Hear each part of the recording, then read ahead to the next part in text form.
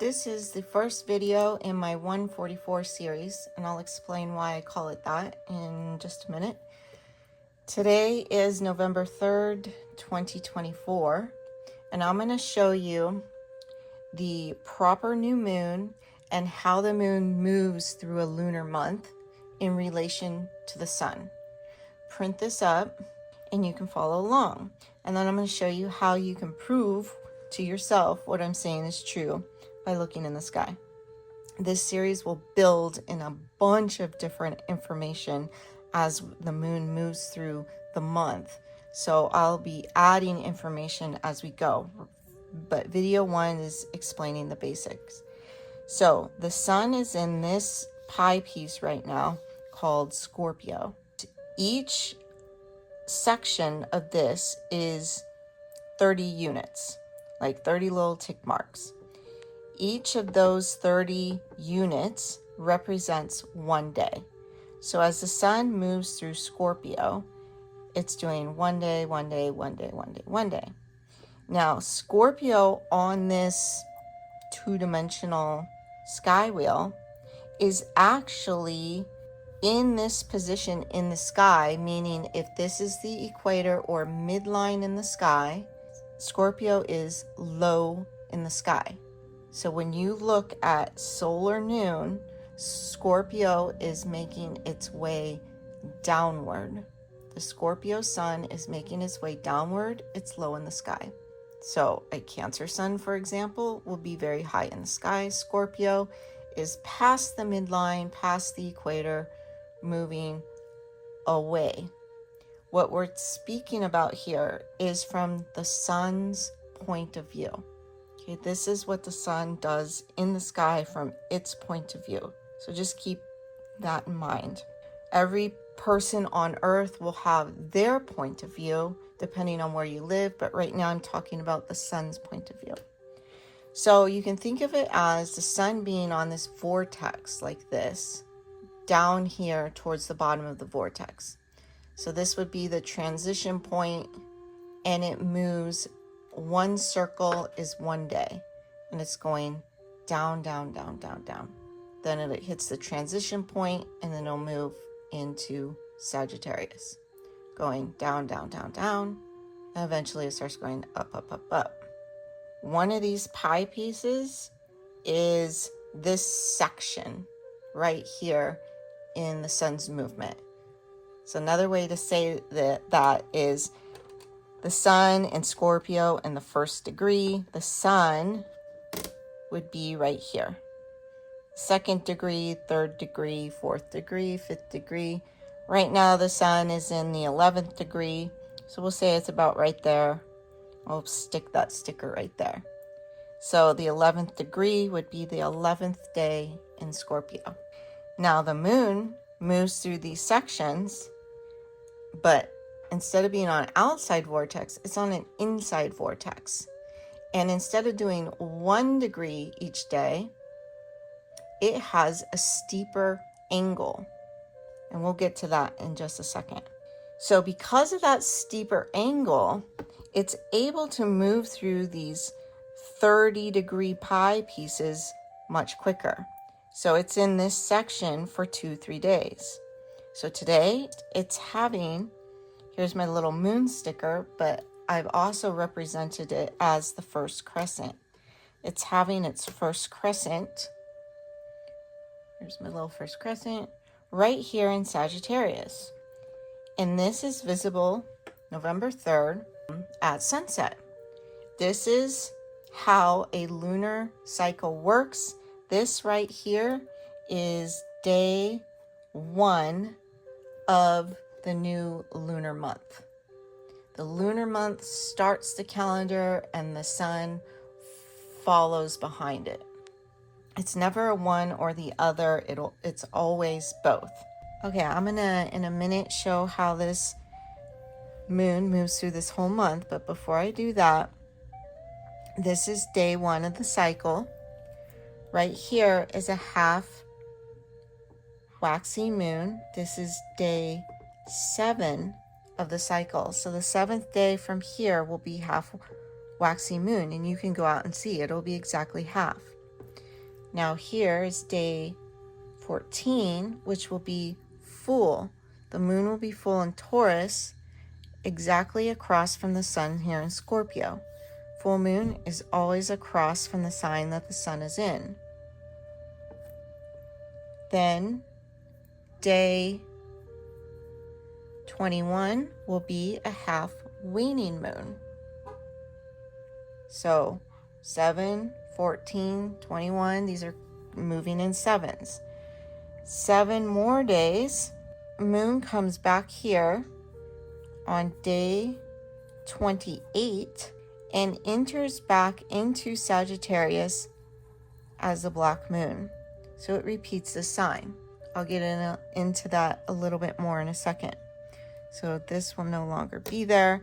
It returns here on day 28, and then it stays at this black moon phase for an average of 2.5 days.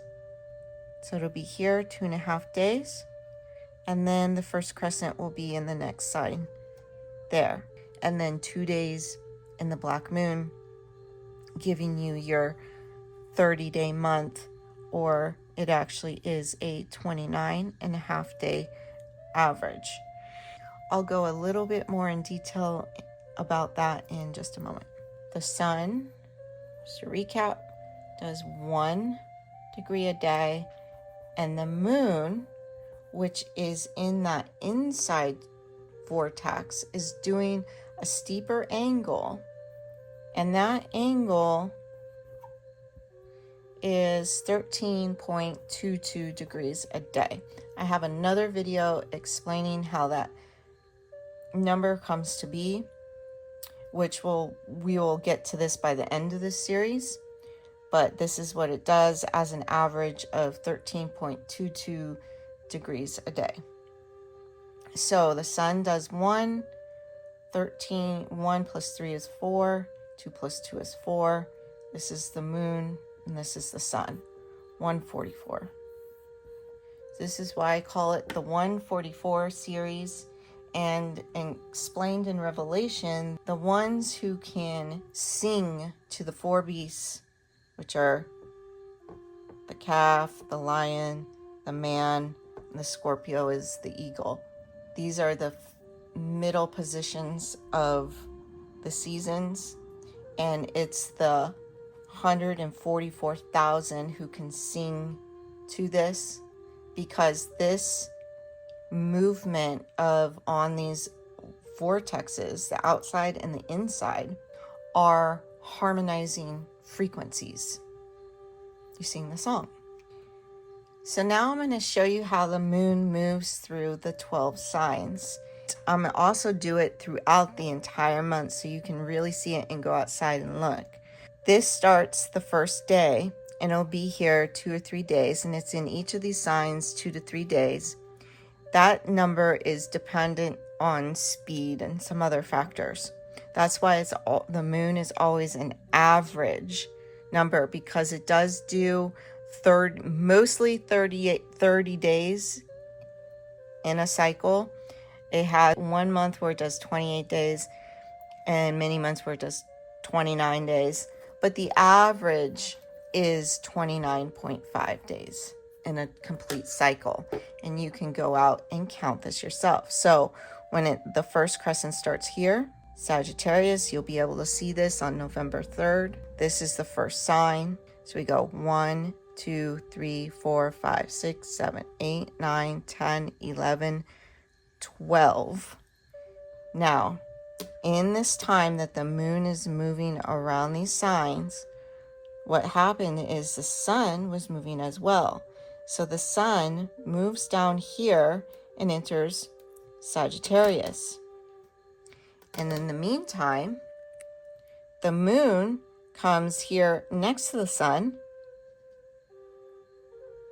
as the black moon or transparent moon. This is what they incorrectly call the new moon. This is not the new moon. So the moon is here with the sun in Sagittarius for 2.5 days, average 2 to 3 days. And then what happens? The sun is moving a little bit more into Sagittarius. The moon has now moved past it, and then it enters the next sign, Capricorn, to start the next month cycle. And the moon keeps rotating, so each sign gets to be the first sign in the cycle. And then it's important to note that it only does 12 signs, but it always repeats the first sign it started in. So if it started in Sagittarius, Sagittarius would be 1, 2, 3, 4, 5, 6, 7, 8, 9, 10, 11, 12. Returns to Sagittarius as the black moon, making 13. And then 1 starts again in the next sign. Okay, so how do you go out and see this for yourself? Because I really don't want you to take my word for it. I really want you to learn it. So let's move it back to November 3rd here. This day 1, the place to see this first crescent moon will be at sunset. You're only going to be able to see it for 10-15 minutes. After that, the best place to see the moon is about 6 hours after it rises. So you have to look up the rise time, the moon rise time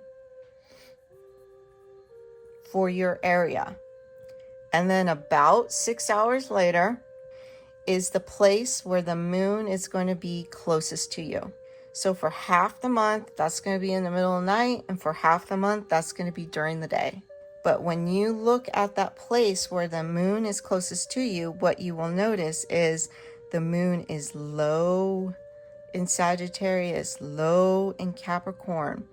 You'll notice to get a little bit higher in Aquarius, a little higher in Pisces, a little higher in Aries. It would be very high in Cancer. And it follows this exact wheel in its positioning in the sky. So to look at it within a vortex, Sagittarius is going to be low, Capricorn going to be low, then it's going to start going up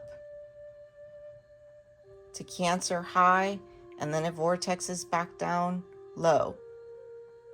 So these positions represent these places on this vortex. Now, who cares? Like, why bother with all this? Because each of these places are frequency. It's a harmonizing frequency, like the sun playing a chord in the bass clef, while the moon is playing a melody in the treble clef. So the sun holds this chord for 30 days, and the moon is moving through the rest of these frequencies in 30 days. And then each of these frequencies has a corresponding mineral, because the sun is conducting electricity through the water of the earth to grow food, and that creates minerals. In this case, this is Scorpio is calcium sulfate, and Sagittarius is silica. Okay, so this is what our food would be providing to our bodies, these frequencies for health, when they're grown in clean soil. We don't always have clean soil, so there are ways to take cell salts to supplement and like hack this system until we can get clean soil, and to move that health along a little bit quicker. But that's essentially what's happening. This is your standard of care. It's the moon and sun. Here's the center pole with Polaris up here, the center pole, and it's the moon and the sun moving around the pole in an up, down, up, down fashion. Okay, so this is the rod of Caduceus.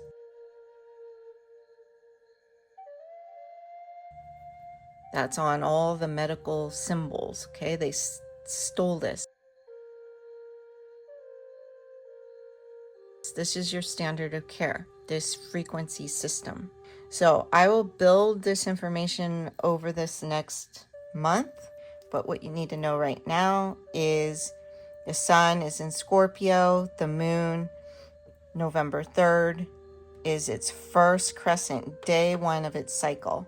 And you can follow this also on my what I call Chrism calendar, which is just showing the cycle of the moon and what sign it is, properly using the first crescent as the real new moon as it was always meant to be.